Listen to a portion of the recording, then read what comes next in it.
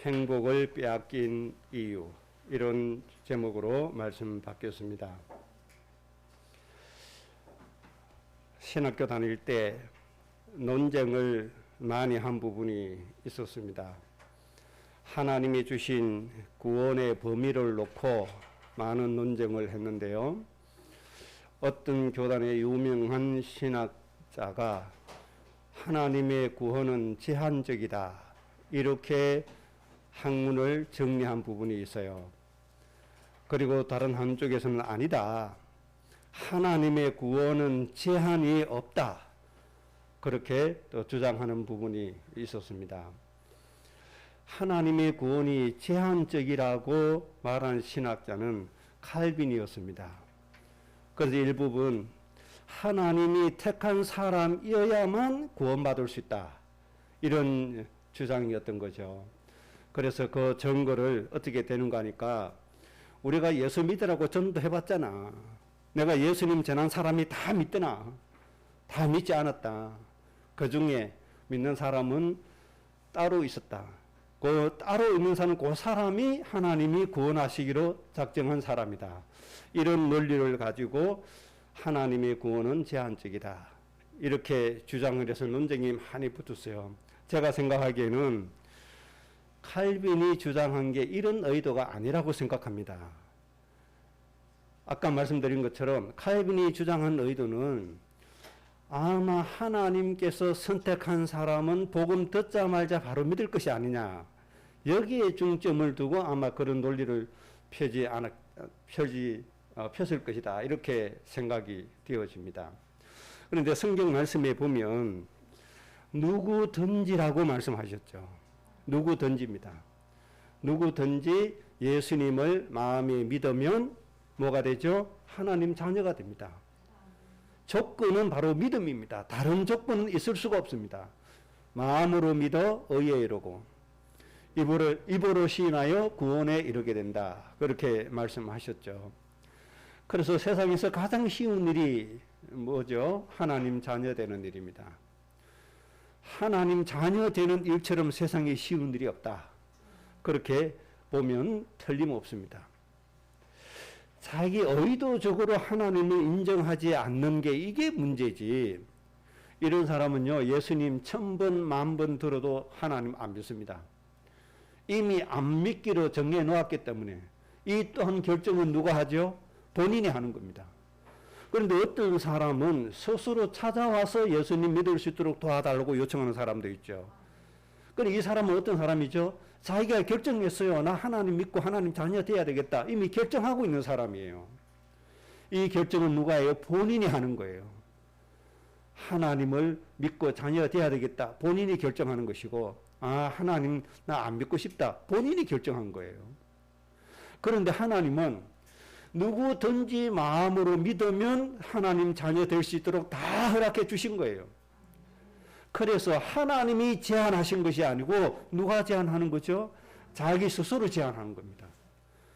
그래서 하나님이 주신 구원은 제한이 없습니다.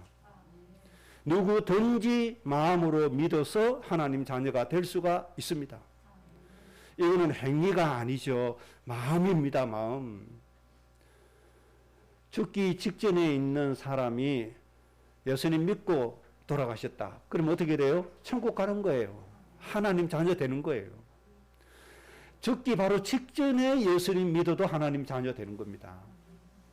안타까운 것은 계속 시달려가 고통받다가 마지막에 구원받은 거, 이 땅에서 고통받고 사는 거, 그게 이제 안타까울 뿐이죠.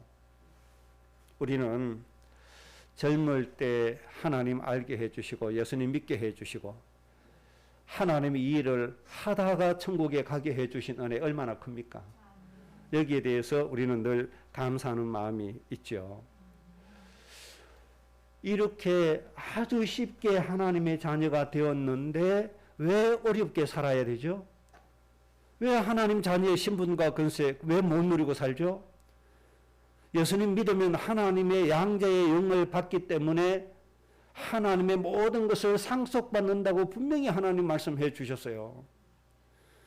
하나님 자녀는 하나님의 사랑으로 넉넉히 이긴다고 말씀해 주셨어요. 예수님 믿는 순간에 예수님과 함께 우리에게 하나님 모든 거 다 주셨어요. 그런데 우리의 영혼이 왜 가난하고 우리의 영혼이 왜 갈급 중에 있는 거죠? 우리는 왜 만족하지 못하고 우리의 삶은 왜 피곤하죠? 그 이유를 찾아내야 돼요. 이거 치유받아야 돼요. 그 첫째 이유는 하나님을 찾는 간절함이 없기 때문에 하나님이 다 이루어 주신 것을 내 것으로 못 누리는 거예요. 다시 말씀드리면 하나님을 간절히 소망하고 하나님을 바라는 마음이 내 마음에서 첫째가 아닌 거예요. 순서가 아닌 겁니다. 순서가. 하나님은 언제 찾죠? 내가 생각하기 내게 하나님의 은혜가 필요하구나. 그때 하나님 찾잖아요. 내가 원하는 대로 일이 잘 되면 형식적인 예배에 불과하지 간절함으로 하나님을 찾지를 않잖아요. 언제요? 내가 노력해보고 내가 힘써보고 내가 연구해보고 내 할 것 다 해봤는데도 안 된다. 그때는 뭐 하죠? 하나님 도와주세요. 이 못난 인간 도와주세요. 더 자제감을 느꼈다. 뭐라고 얘기하죠? 하나님 티끌만도 못한 인생. 하나님 도와달라고 이렇게 얘기하잖아요. 그러기 이전에 편하든 불편하든 있든 없든 내 마음이 항상 하나님을 간절히 찾아야 돼요. 그 상태가 되면 하나님이 이루신 모든 것이 내 것이 되고 진짜 하나님이 이루신 구원의 축복이 사실적으로 누림이 되어지는 겁니다. 그러면 세상의 조건 상관없이 행복한 그런 인생이 되어지는 거죠. 이 문제 꼭 해결하셔야 됩니다. 하나님을 찾되 필요할 때만 찾지 마시고 하나님 잃어버리면 우리 인생은 갈 곳을 잃어버려요. 하나님 놓쳐버리면 평안함이 다 사라져요. 하나님 놓쳐버리면 악한 마귀 사단이 주는 강명한 천사로 과장한 속임수밖에 없단 말이에요. 처음에는 너무너무 달콤해요. 강명한 천사로 과장했으니까 처음에는 되는 것 같아요. 그런데 어느 날 지나고 나면 서서히 무너져가는 것을 볼 수가 있어요. 내 마음에 뭐가 없어요? 하나님을 간절히 찾는 마음이 없어요. 이런 마음은 꼭 회복되어 주시기 바랍니다. 문제가 오든 안 오든 늘 뭐부터 해야 돼요? 하나님부터 찾아야 돼요. 하나님 오늘도 나와 함께 해주시고 오늘도 제가 하나님의 인도받게 해주시고 오늘도 제가 하나님의 손을 놓지 않게 해주시고 하나님과 함께 동행하면서 하나님을 누리게 해 주옵소서. 그래야 뭐가 되죠? 세상에 빛이 되고 소금이 되어요. 그래야 많은 사람들에게 그리스도의 정인이 되어지는 겁니다. 그래서 사람들이 나를 보고 누구를 알게 되죠? 하나님을 알게 되고 나를 보고 하나님을 찾게 되고 그렇게 되는 겁니다. 시편 42편에 있는 말씀처럼 목마른 사슴이 시냇물을 어떻게 찾아요? 상상해 볼 수 있잖아요. 그것처럼 우리의 영혼이 하나님을 간절함으로 찾아야 된다. 이것이 열쇠입니다. 여러분의 매일의 마음의 상태, 영적인 상태 꼭 이렇게 되시기를 바랍니다. 그 다음에 또 두 번째 문제 해결해야 됩니다. 어떤 문제인가 하니까 하나님보다는 하나님이 주신 것을 더 좋아하는 겁니다. 이게 이제 심각한 문제가 되는 겁니다. 예를 들면 에스겔 선지자를 통해서 하나님이 이스라엘을 지적해 주시잖아요. 이스라엘 백성들이 예루살렘에 모여서 하나님 앞에 그렇게 열심히 찬송하고 기도하고 예배합니다. 이것을 너희가 예배를 잘한다고 말씀하신 것이 아니고 단무스를 위해서 애곡했다. 이렇게 말씀하셨단 말이에요. 이스라엘 백성들이 모여서 우리 단무스를 위해서 예배하자 말한 적이 없어요. 우리가 저 이방인 바벨론의 저 신에 바벨론 신 단무스에게 우리가 예배하자 말한 적이 없어요. 여호와의 이름으로 성전에 모여서 여호와의 이름으로 하나님 앞에 예배하는 거예요. 이것을 보고 하나님이 말씀하시기를 너희는 단무스를 위해서 애곡하고 있다. 하나님께서 이렇게 보신단 말이에요. 하나님이 이상한 하나님입니까? 어느 날 하나님이 우리가 흔히 말한 것처럼 미친 분입니까? 아니잖아요. 완전하시고 온전하신 하나님, 우리의 영혼을 그렇게 사랑하시는 하나님, 이스라엘을 그렇게 사랑하시는 하나님이 단무스를 위해서 애곡했다. 이거를 빨리 고치라는 겁니다. 도대체 이게 무슨 말입니까? 단무스는 바벨론의 생산의 신입니다. 다시 말씀드리면 경제를 부엉케 하는 신입니다. 돈 많이 벌게 해주는 신입니다. 이 땅에 부자가 되게 해주는 신입니다. 바벨론 사람들이 만들어 놓은 이 가짜 신이죠. 진짜 신이 아니잖아요. 이걸 하나님이 비유로 말씀해 주시는 거예요. 도대체 무슨 뜻입니까? 하나님 자체를 믿지 않았다는 얘기잖아요. 하나님을 믿지 않고 뭘 믿었다는 거죠? 하나님이 조금 주시는 복 그거 믿었다는 거예요. 그랬더니 이 이스라엘이 수천 년 지나고 나니까 어떤 결론을 내려놓고 살죠? 선민 사상에 딱 빠져버리는 결론을 가지고 살아가게 되는 겁니다. 그 선민 사상이 뭡니까? 하나님이 우리 민족만 구원해 주신다. 하나님이 우리 민족만 복 주시기를 원하신다. 너무나 터무니없이 엉뚱한 생각으로 평생 살아가는 거예요. 그래서 지금도 유대인들은 유대인 이외의 사람들을 인간으로 취급합니까? 취급하지 않잖아요. 줄을 서도 다른 유대인 외에 다른 사람이 앞에 서 있다. 뒤에 안 섭니다. 삐져나가 서입니다. 왜? 우리는 이 인간들과 다르다 이 말이에요. 그래서 하나님이 영원히 버리신 겁니다. 최고로 축복받은 민족을 최고로 저주받도록 하나님이 버리신 겁니다. 그래 놓고 뭐예요? 하나님 외칩니다. 하나님. 우리 민족이 최고로 하나님 잘 믿어. 하나님이 우리 민족만 인정을 해. 하나님의 축복을 받을 자격은 우리 민족밖에 없어. 이게 유대인이에요. 하나님 믿었어요? 뭘 믿었어요? 우리 민족만 복받기를 원한다. 그 복을 믿었다 이 말이에요. 이것이 하나님에게서 어긋나게 되는 이유입니다. 그렇다 보니까 무슨 행복이 있습니까? 거기에 무슨 진짜의 축복이 있습니까? 아무것도 없어요. 우리도 신앙생활을 이렇게 하고 있지 않나 점검해 봐야 됩니다. 내가 진짜 하나님을 믿는지 하나님이 주신 것을 믿는지 알아야 됩니다.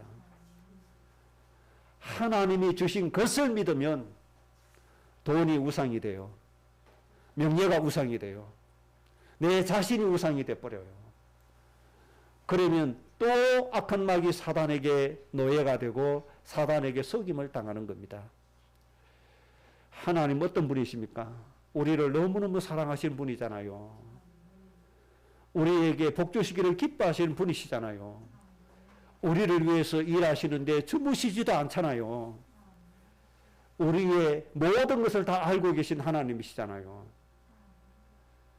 날마다 우리에게 좋은 은사를 선물로 주시기를 기뻐하시는 분이시잖아요. 이 하나님을 믿어야지 하나님이 주시는 경제 조금 주시는 거 그거 믿고 하나님이 하나님의 뜻을 이루라고 주시는 그 직분 그거 붙들고 가고 아무런 소용이 없어요. 그렇게 하다 보니까 어디로 빠져요? 우상 숭배에 빠지는 겁니다. 그래서 어디로 빠져요?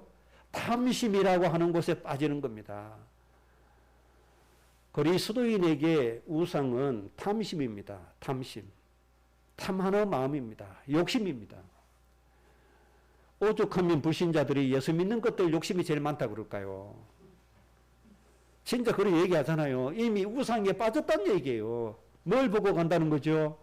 하나님이 주시는 것, 하나님이 조금 챙겨주시는 것, 그거 믿었다는 얘기거든요.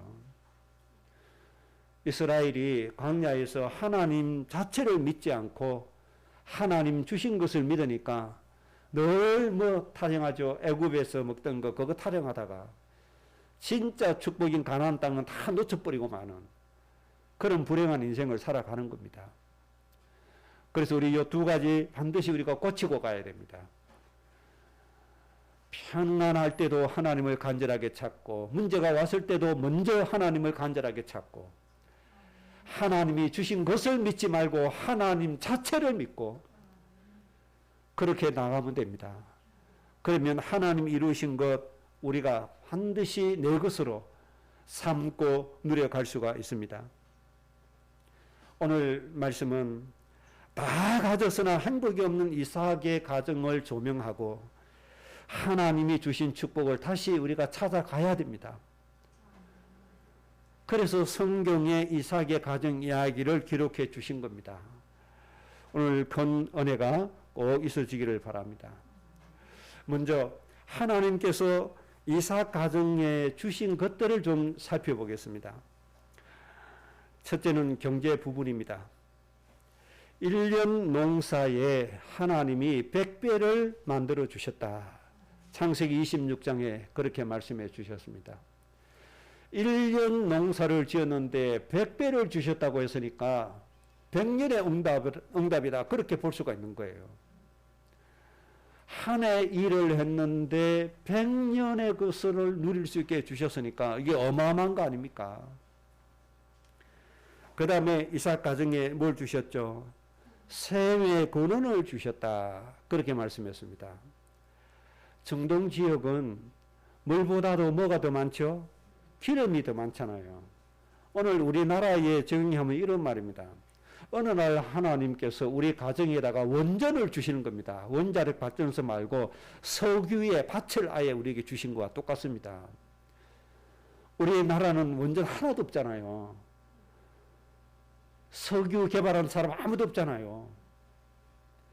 그런데 우리나라의 어떤 가정에 수천 년 쓸 수 있는 석유가 터져 나오게 만들어 주셨다. 그 말씀과 똑같은 거예요. 그냥 상상해 보세요.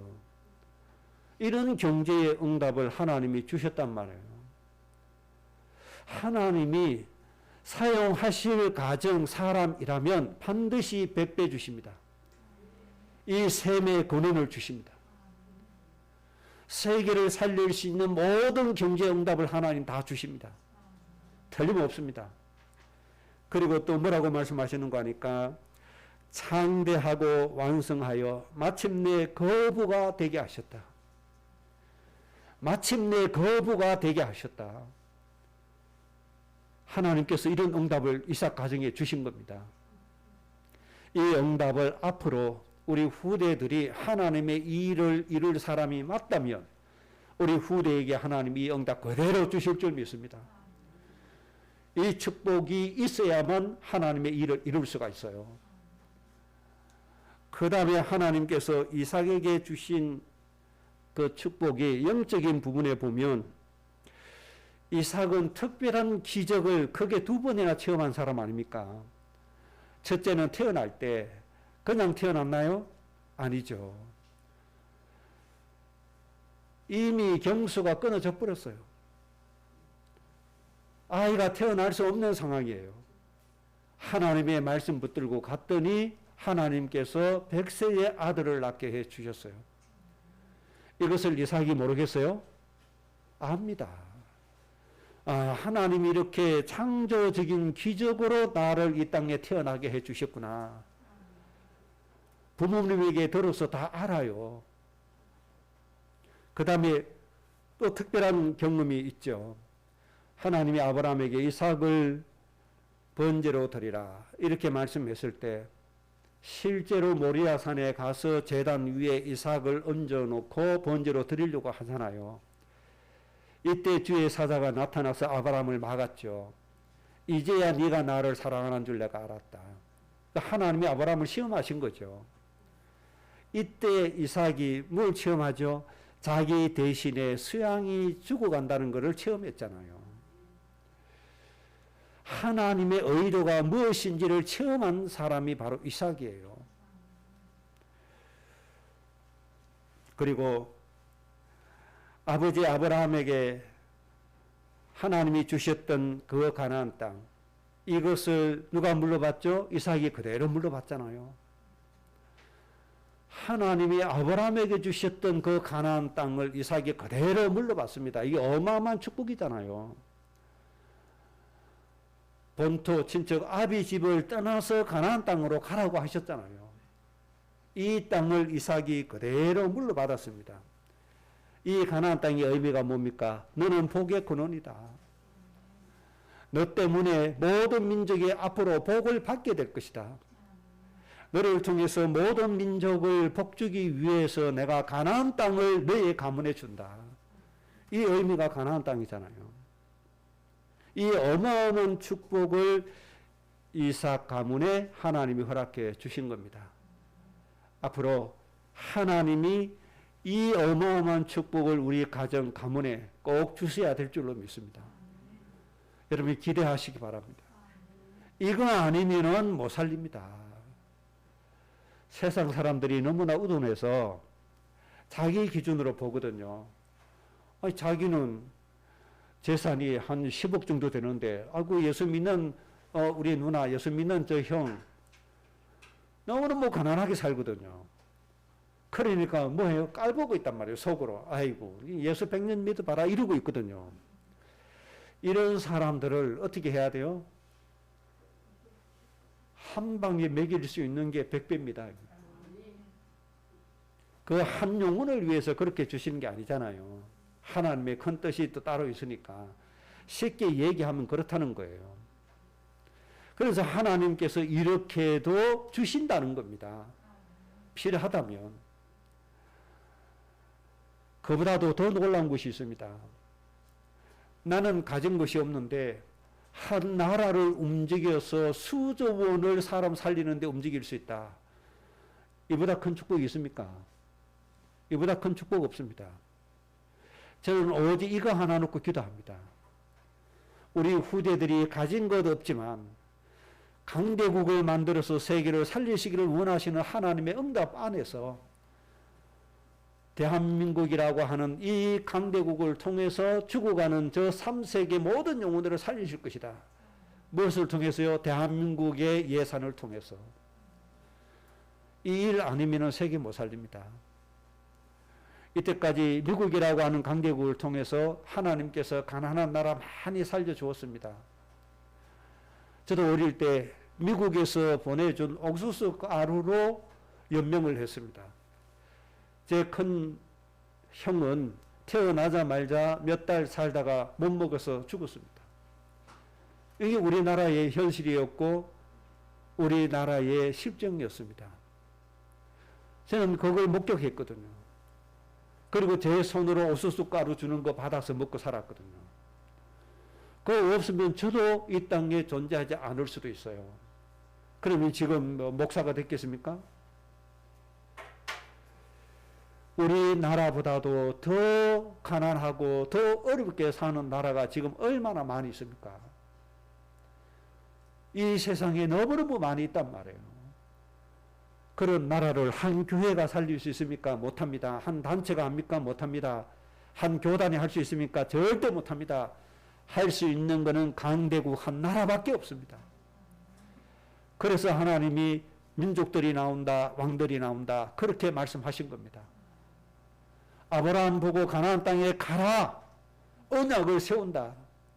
이 언약 이루기 위해서 민족들이 나오고 왕들이 내게서 나와질 것이다. 이 방법이 아니면 모든 민족 살릴 수 없기 때문에요. 앞으로 하나님이 우리 가정에다 이 응답을 주실 줄로 믿습니다. 꼭 이삭에게 주셨던 이 응답 여러분의 것으로 삼으시기 바랍니다. 그 다음에 그게 두 번째입니다. 이렇게 하나님께로부터 어마어마하게 받은 이삭의 가정이 어떻게 되어졌냐? 하나님이 주신 행복이 다 사라지고 없어요. 이 이삭 가정에 뭐밖에 없어요? 갈등밖에 없어요. 고작 아들 둘이 있는데 두 아들이 뭐예요? 형이 동생 죽이려고 평생 죽이려고 하고 있어요. 아들은 집에서 도망 나갔어요. 동생은 외삼촌 집에 가서 거기서도 또 거짓말로 썩이고 있어요. 예수님 믿는 가정이 이래 돼버렸다. 참 기가 찰 노릇이잖아요. 100배로 받은 가정이 이렇게 되어버렸다. 거부가 된 가정이 이렇게 돼버린 거예요. 재산 하나 놓고 지금 싸움이 붙은 겁니다. 행복이 다 사라지고 없어요. 그러면 이삭 가정에 왜 이런 일이 벌어졌느냐? 간단한 문제입니다. 이삭 가정의 믿음의 중심은 하나님이 아니고 하나님이 주신 복이 믿음의 중심인 겁니다. 이것 때문에 이삭의 가정의 행복은 사라지고 갈등밖에 없는 겁니다. 고통밖에 없는 겁니다. 오늘 읽은 말씀대로 이삭이 자식을 사랑하는 이유에 대해서 기록해 놨습니다. 이삭은 에서를 좋아한다고 말씀했는데 왜 에서를 좋아하는가 하니까 에서가 사냥한 고기를 좋아함으로 에서를 사랑했다. 자식을 사랑하는 기준이에요, 이게. 이게 이삭의 기준이에요. 이삭이 자기의 첫째 아들 에서를 왜 사랑해요? 내가 좋아하는 사냥해가지고 나를 먹게 해주니까 에서를 사랑했다는 거예요. 리브가는 왜 야곱을 좋아하죠? 야곱의 성격은 조용한 성격이라 집안에서 집안일을 너무 잘 도와줘요. 엄마의 설거지도 해주고 팥죽 끓이면 팥죽도 잘 쓰고 떡 만들면 떡도 잘 만들고. 그러니까 리브가는 저 에서는 자기 하나도 안 도와주는데 야곱은 너무너무 도와주니까 그래서 야곱을 사랑했다. 이삭은 자기가 좋아하는 사냥해 오니까 에서를 사랑했다.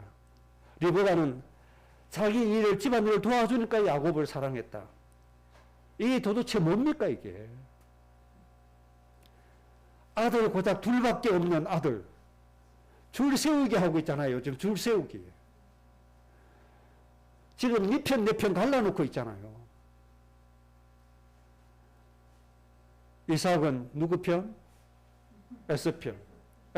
에서는 누구 편? 이삭 편. 고작 내 식구가 지금 이렇게 살아요. 그리고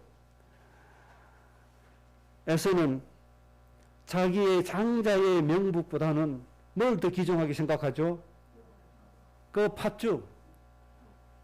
시장기가 돌죠. 돌로 산으로 다녔으니까 얼마나 시장하겠습니까? 집에 오니까 따끈따끈한 이 팥죽 얼마나 먹음직스럽습니까? 기가 막히는 거죠. 그러면 동생 야곱이 어떻게 형 수고했어요. 내가 만드는 거 이거 하나 먹고 논 좀 먹이라고 이래야 해야 될 거 아닙니까? 두 형제 간의 거래가 이루어지죠. 형 팥죽 먹으려면 형 장자의 명분 내게 팔아야 돼. 내게 줘. 그럼 팥죽 줄게. 그래. 이 장자의 명분이 뭐가 필요했는데 가져가. 그럼 팥죽 내놔. 이 수준인 겁니다. 지금. 100배로 받은 이삭의 가정의 영적인 수준을 말하는 거예요. 셈의 권한을 받은 이삭의 가정의 믿음의 수준인 겁니다. 지금. 거부가 된 이삭의 가정의 믿음의 수준. 참 안타깝게 그지없는 거죠. 야곱은 팥죽을 형에게 주고 장자명분 내놔라. 그렇게 하지 않아도 하나님이 섬김을 받는 민족으로 이미 만들어 놨습니다. 25장 23절에 큰 자가 작은 자를 섬기게 된다고 이미 말씀해 주셨습니다. 그런 장난 안 쳐도 됩니다. 형의 장자의 명분 안 뺏어도 됩니다. 이미 하나님 다 주셨습니다. 그럼 이게 뭘 얘기하는 거죠? 야곱의 관심이 어디 있냐 이걸 볼 수 있잖아요. 뭘밖에 없어요. 축복 거기에 관심이 다 가 있다는 얘기잖아요.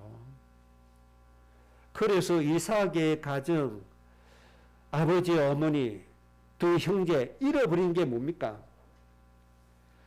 하나님이 가나안 땅에 가게 하신 그 이유, 하나님이 복의 근원 되게 하신 그 이유를 다 놓쳐버린 거예요. 왜 거부되게 하셨냐, 왜 백년의 것을 주셨냐, 그 이유를 놓쳐버린 거예요. 하나님이 이렇게 축복해 주신 이유를 놓쳐버리니까 육신밖에 안 돼요. 참 어처구니 없는 일들을 가정에서 벌이고 있는 겁니다. 가나안 땅에 거하게 하신 하나님의 그 이유를 모르고 있어요. 하나님이 하셔야 될 일, 하나님이 앞으로 하실 일, 모든 민족을 복되게 하실 일을 모르고 있는 거예요. 그러니까 저 모든 민족을 살려야 된다. 저 블레셋 땅을 살려야 된다. 저 강대국 블레셋을 살려서 세계 모든 민족을 살리자. 이런 관심이 있습니까? 하나도 없잖아요. 그런 생각조차도 없잖아요. 오로지 뭐밖에 없어요. 별미 이거밖에 없고, 나 도와주나 안 도와주나 이거밖에 없고, 나에게 이익이 되나 안 되나 이거밖에 없잖아요. 참 기가 막히죠. 우리의 행복은 하나님께로부터 얼마나 받았느냐가 행복이 아닙니다. 하나님의 주신 일을 어떻게 하느냐가 행복인 겁니다. 그래서 여러분이 정말 행복한 인생 되시기를 원하신다면 하나님이 나를 통해서 뭘 하시기를 원하시냐 이걸 찾아야 돼요. 하나님 우리 가정을 통해서 도대체 어떤 일을 이루시기를 원하시는가 이거 찾아야 돼요. 이거 찾지 않고 하나님이 주신 거 100년 응답 그거 보니까 하나님이 하실 일 다 망각해버리고 육신이 되어서 서로 싸움질밖에 하는 거 이거밖에 없는 거예요.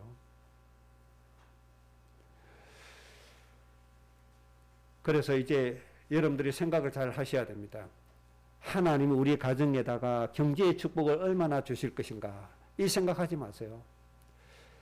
하나님은 앞으로 우리 가정에 어떤 복을 주실 것이냐 이 생각하지 마세요. 우리가 어떻게 무슨 일을 이루어 갈 것이냐 그거 생각하세요. 하나님이 우리 가정을 통해서 무슨 일을 이루어 가기를 원하시는가 그거 생각하세요. 일본의 어떤 신학자가 그런 말을 했다고 하죠. 예수님 믿고 3년 안에 집 못 사면 예수 잘못 믿었다고 그런 말을 했다고 하는데 참 하나님 하실 일을 모르는 사람이 그런 소리를 하는 겁니다.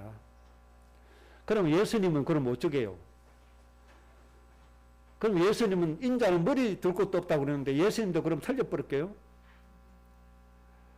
그런 엉터리 같은 잘못된 신앙관을 가지고 있으면 안 돼요. 100배의 축복이 중요한 게 아니라니까요. 샘의 고난의 축복이 중요한 게 아니라니까요. 거부되게 하신 하나님의 그 축복이 중요한 게 아닙니다. 이삭 가정에 뭐가 부족해요? 그런데 왜 그 가정이 문제 속에 고통 속에 빠져 들어가야 돼요?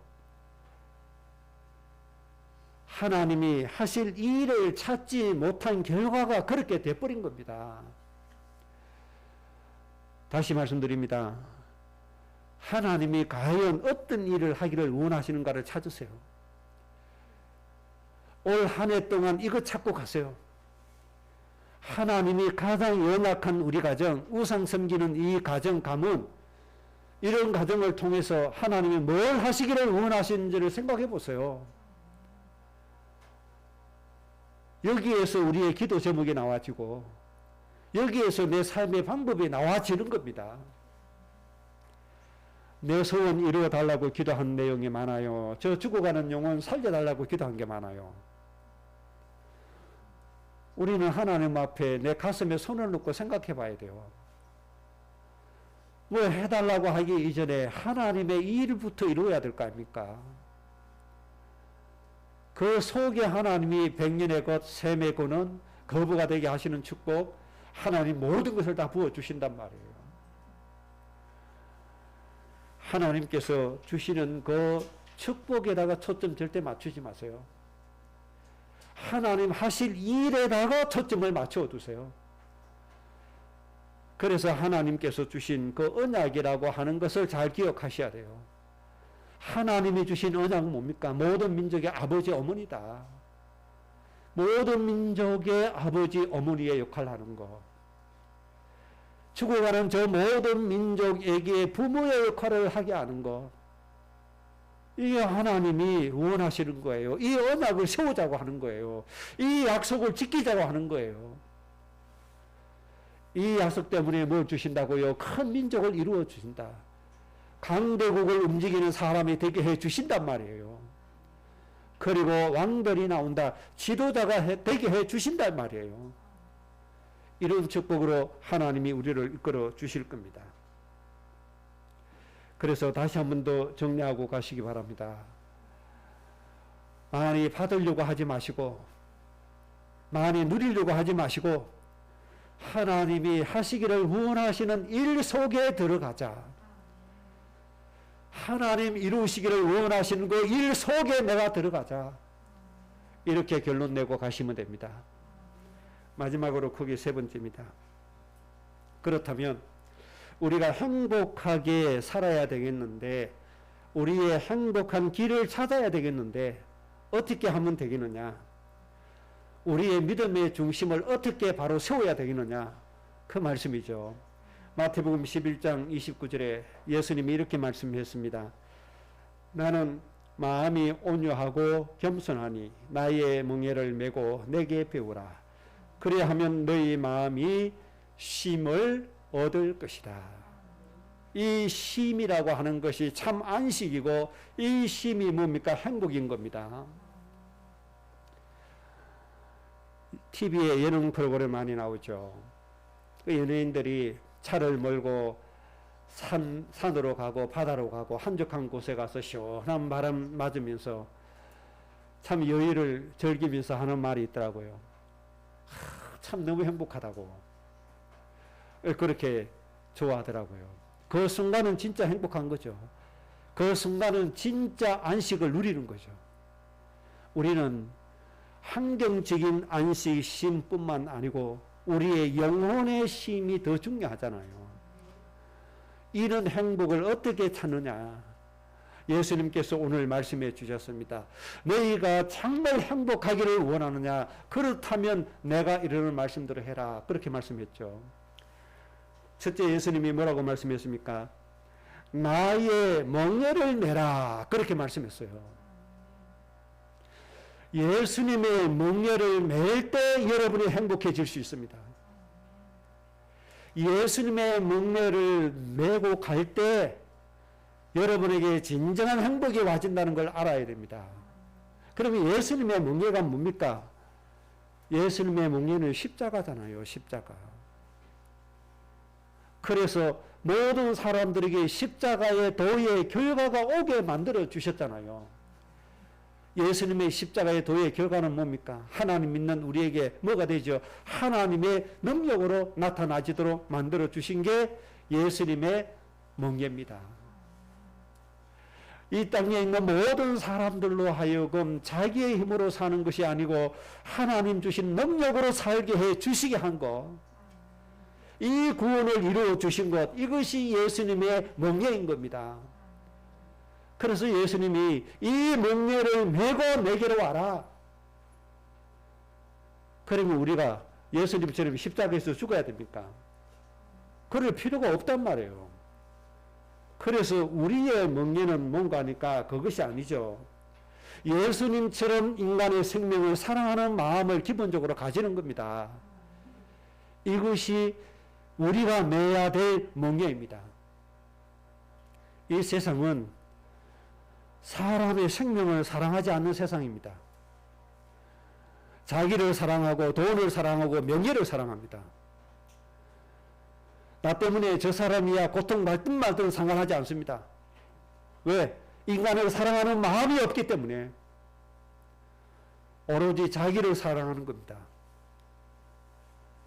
예수님이 가졌던 인간을 사랑하는 그 사랑의 마음, 여러분의 마음에 충만해 주셔야 돼요. 이 마음이 예수님의 멍에인 거예요. 나에게 잘해주나 안 해주나 이거 보지 마세요.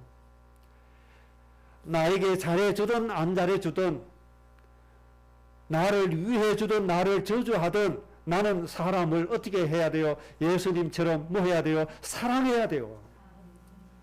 그래서 예수님께서 뭐라고 말씀했어요? 너희 원수를 뭐 하라고요? 사랑해라. 이 정도로 예수님의 멍에를 메고 가야 돼요. 여러분, 돈 사랑하지 마시고 정말 죽어가는 저 인간의 생명을 사랑하시기 바랍니다. 손양원 목사님이 역사의 위대한 인물이 된 이유는 원수를 사랑하라는 예수님의 말씀을 지켰습니다. 그래서 자기 두 아들을 죽인 그 원수를 사랑해서 양자로 삼은 겁니다. 바로 그 마음입니다. 정말로 생명을 사랑하는 그 마음이 우리가 져야 될 멍에임을 믿으시기 바랍니다. 우리가 이 마음 가지고 가야 되고, 이 마음 가지고 직장 생활한다? 어떻게 되겠어요? 성실하게 일할 수밖에 없어요. 나에게 못되게 하는 사람을 위해서 축복해 줄 수밖에 없어요. 나를 괴롭히는 저 사람을 주 예수 그리스도의 이름으로 축복할 수밖에 없어요.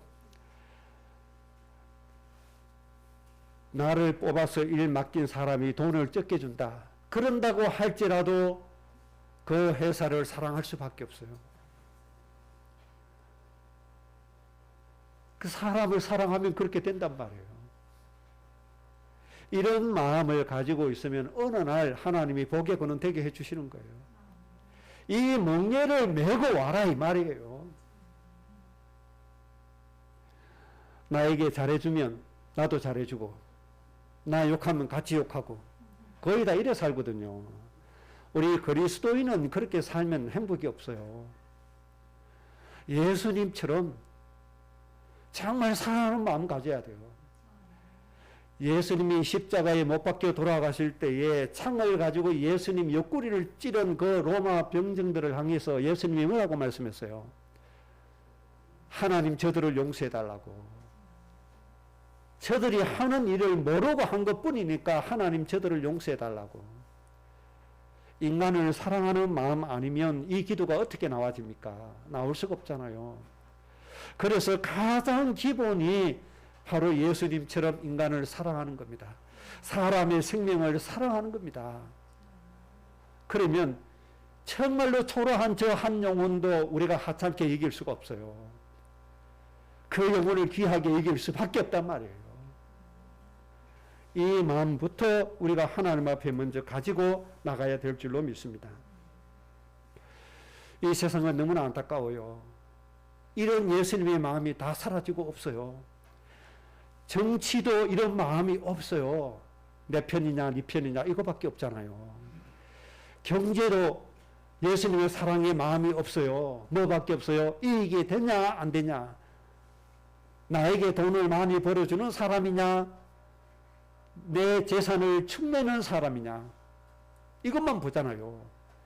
그래서 악덕 기업주는 어떻게 하죠? 직원들 월급은 적게 주고 일은 악착같이 부려먹고, 이런 못된 사람들이 왜 생겨요?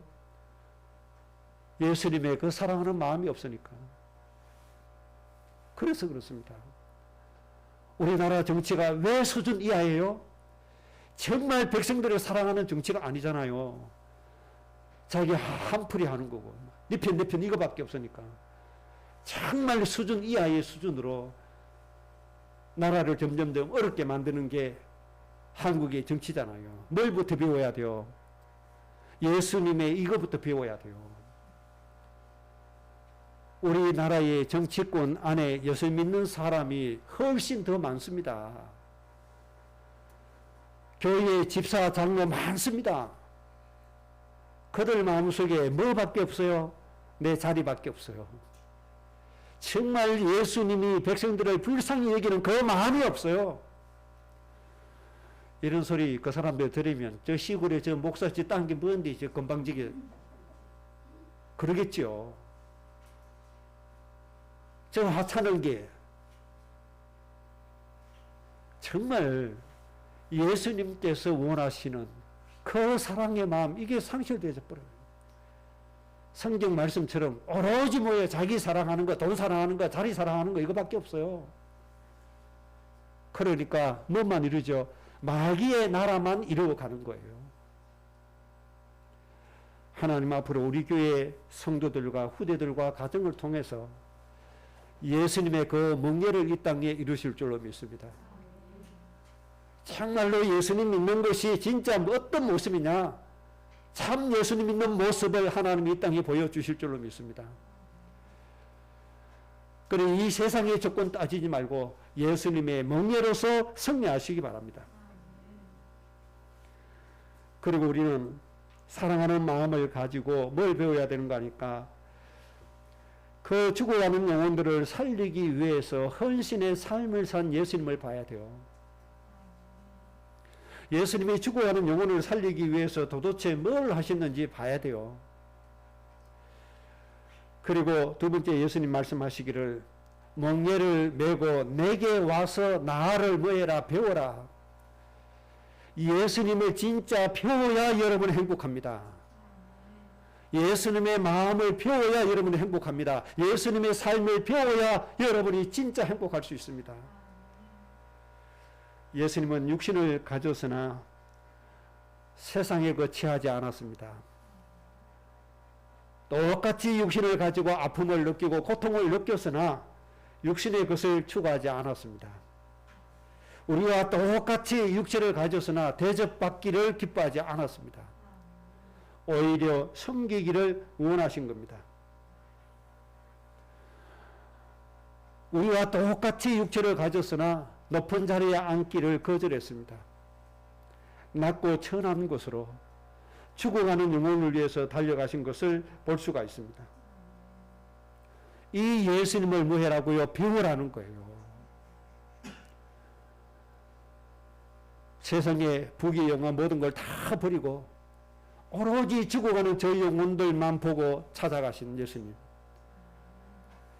인자는 머리 둘 곳이 없다고 외칠 정도로 가난하게 사신 예수님. 왜 그렇게 했어요? 그렇게 안 하면 저 현장을 살릴 수가 없기 때문에. 그래서 우리는 예수님 하신 것으로 가야 됩니다.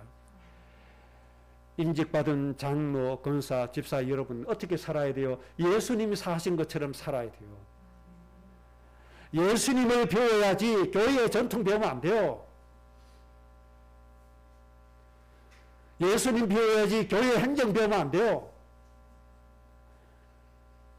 우리 교회는 이랬는데 그거 배워서 뭐 할 건데요? 뭐 장로는 이래라고 하던데 그거 배워서 뭐 할 건데요? 아, 권사는 이렇게 하던데 그거 배워서 뭐 할 건데요? 여러분 정말 예수님 배우시기 바랍니다. 예수님 배워서 예수님 발자취를 따라가야 돼요. 그래야 행복해져요. 이 세상의 것에 행복이 없습니다. 뭐밖에 없어요? 기갈증에 빠지는 것밖에 없어요. 세상의 것 따라가면 따라갈수록 더 공허함밖에 없어요. 우리의 영혼을 만족케 해주는 것은 예수님의 영으로 충만해지는 것 이거밖에 없습니다. 그래서 뭐해라 예수님을 배우라 그렇게 말씀하신 겁니다. 그래서 이 시대를 사는 우리의 삶의 원칙은 고린도전서 10장 31절에서 33절이 대원칙이고 절대적인 원칙입니다. 너희는 먹든지 마시든지 무엇을 하든지 다 하나님의 영광을 위해서 하라. 절대 원칙입니다. 그러면 어떻게 하는 것이 하나님의 영광을 위해서 하는 것이냐? 거치는 자가 되지 마라. 저 불신자들로 하여금 불신자가 하나님 알고 하나님 믿는 데 있어서 예수 믿는 사람들이 방해되는 일을 하지 마라. 방해되는 위치에 있지 마라. 이 절대적인 원칙입니다. 그러려면 누구 배워야 돼요? 예수님 배워서 가야 돼요. 그 다음에 두 번째 원칙이 뭡니까? 너 자신을 기쁘게 하지 마라. 너 자신을 기쁘게 하지 말고 모든 사람을 기쁘게 해라. 다른 사람을 기쁘게 해라. 이게 예수님의 자세예요. 이것이 예수님의 마음이에요. 이 원칙으로 사시기 바랍니다. 세 번째 원칙. 너의 일을 구하지 말고 다른 사람의 일을 먼저 구해라. 이 원칙입니다. 다른 사람의 이익을 먼저 구해라. 그래서 바울은 고린도 교회에다가 모든 것이 가하나 모든 것이 유익한 것이 아니요. 이 말씀을 하시면서 너의 유익을 구하지 말고 다른 사람의 유익을 먼저 구해라. 한국의 정치가 이렇다면 얼마나 좋겠습니까? 저 여당이 야당을 먼저 기쁘게 하고 여당이 야당을 먼저 유익되게 하고 야당은 여당을 먼저 기쁘게 하고 야당은 여당을 먼저 뭐 하고요? 유익되게 하고 이렇게 하면 얼마나 좋습니까? 기업주가 노조를 더 기쁘게 하고 더 유익되게 하고 노조는 회사를 더 유익되게 하고 더 기쁘게 하고 이렇게 하면 얼마나 나라가 행복하고 조화롭고 서로서로 웃으면서 잘 살아갈 수 있겠습니까? 불신자들은 이렇게 할 수가 없어요. 그러나 예수 믿는 우리가 그렇게 해야 돼요. 이렇게 해서 뭐 하라고요? 이 세상에 있는 모든 사람들로 하여금 하나님의 구원을 받게 만들어라. 이것이 우리의 삶의 원칙입니다. 이렇게 사라질 때 여러분 영혼 속에서 마음 속에서 뭐가 나와져요? 행복이 나와지는 겁니다. 하나님의 참 기쁨이 여기에서 나와지는 겁니다. 오늘 결론입니다. 한 주간 동안 기도하면서 하나님께서 나와 나의 가정, 가문을 통해서 하실 일이 도대체 무엇인가 다시 한 번 더 생각하시고 정리하시기 바랍니다. 하나님이 우리 후대를 통해서 우리 가정을 통해서 어떤 일을 하기를 원하시냐 말씀 가운데 다시 찾으세요. 그리고 기도 제목 다시 정리하세요. 이사처럼 백배로 복 주시는 것이 여러분들의 목적이냐? 거기에다가 목적 두면 큰일 나는 거예요. 완전히 사탄의 밥 되는 거예요.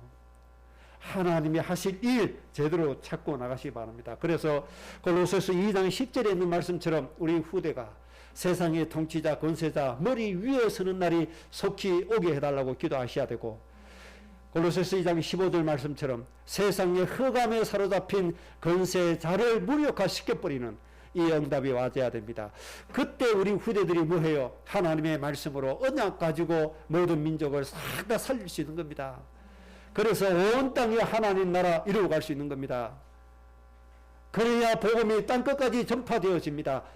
그때서야 세상의 끝이 오게 됩니다. 승리의 노래 항상 여러분 입술에서 나와지기를 주의 이름으로 축복합니다. 합심으로 기도하겠습니다. 하나님, 오늘 말씀이 우리의 삶 가운데 그대로 성취되게 하여 주옵소서. 하나님 아버지 감사합니다. 하나님 아버지의 은혜와 은총을 베풀어 주시고 우리에게 복을 내려 주옵소서.